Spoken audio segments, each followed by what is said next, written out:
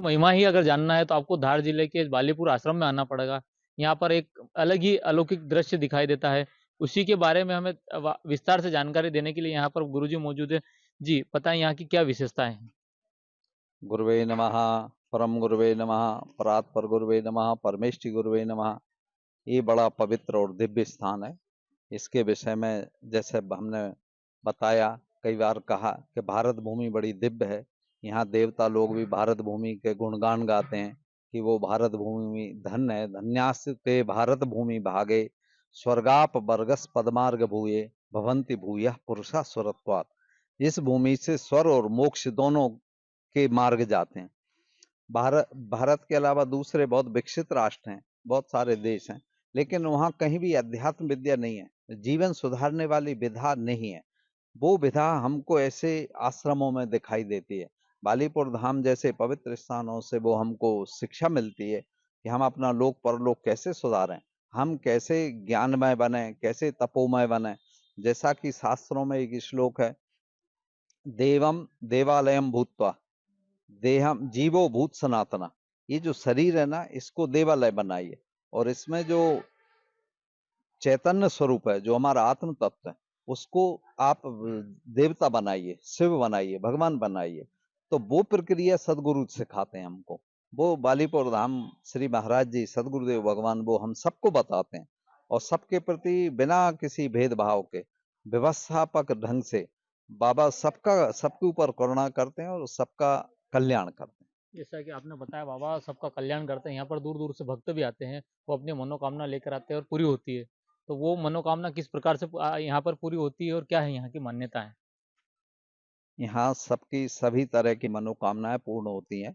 जो क्लिष्ट कामनाएं होती हैं, उसके लिए बाबा अपने भक्तों को, जो आगंतुक होते हैं, उनको प्रेरित करते हैं कि आप ऐसे ऐसे साधना कीजिए। और बाबा कभी भी किसी भी कार्य को कर दे बाबा, लेकिन कभी भी श्रेय नहीं लेते। बाबा हमेशा बोलते हैं मुझे कुछ नहीं आता, सब भगवती करेंगे। वो भगवती ही करती हैं, बाबा ही करते हैं। लेकिन बाबा अपने ऊपर नहीं आए, इसलिए सारे भक्तों को पहले मार्ग दिखाते हैं कि आपको ये परेशानी, आप ऐसा ऐसा करिए, ऐसी साधना करिए, ऐसा अपना जीवन सुधारिए, जीवनचर्या में थोड़ा सा भगवान का स्वरूप लाइए, शुद्धता रखिए, पवित्रता रखिए, धन शुद्ध रखिए। इस तरह से बाबा सबको प्रेरणा देते हैं। यहाँ पर साल भर में किस प्रकार के आयोजन होते हैं और किस तादाद में यहाँ पर भक्तों की संख्या होती है? यहाँ पर 4 महारात्रि नवरात्रि होती हैं। 2 गुप्त नवरात्रि हैं, 2 आश्विन और चैत्र मास की नवरात्रि है, दूसरा शाकंभरी नवरात्रि है, तीसरी बाबा साहब का प्राकट्य दिवस है फाल्गुन शुक्ल पूर्णिमा को। दूसरा श्री योगेश जी महाराज का प्राकट्य दिवस भी भक्त लोग मनाते हैं। यद्यपि यद्यपि वो मनाने नहीं देते, वो इससे दूर रहना चाहते हैं कि मैं नहीं, मुझे ऐसा नहीं चाहिए ये सब। लेकिन भक्तों की श्रद्धा है, तो बट अमावस्या को उनकी भी प्राकट्य दिवस मनाते हैं। तो बहुत दूर दूर प्रदेश से ही नहीं, भारत के प्रांतों से बहुत सारे महापुरुष आते हैं। और यहाँ कई गायत्री पुरस्कार हुए हैं, जिसमें पूरे भारत से बड़े बड़े मूर्धन्य विद्वान पधारे हैं। कई बार चारों वेदों का वाचन हुआ है, पुराणों का पाठन हुआ है। और आप देख ही रहे हैं, इतनी विशाल दिव्य यज्ञशाला है, इसमें अग्नि कभी भी शांत नहीं होती।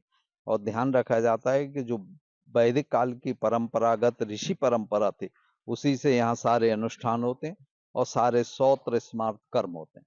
आप हमारे चैनल के माध्यम से उन भक्तों को क्या बताना चाहेंगे जो यहाँ पर नहीं आ सकते लेकिन फिर भी भगवान की भक्ति करना चाहें तो?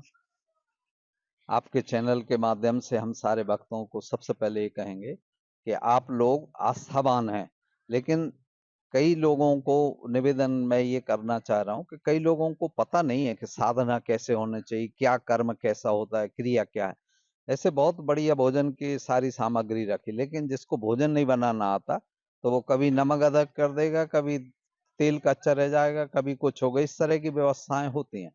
तो सदगुरुदेव भगवान के माध्यम से हमको ये पता चलता है कि हमको कौन सी साधना कैसे करनी है और किस भाव से करनी है।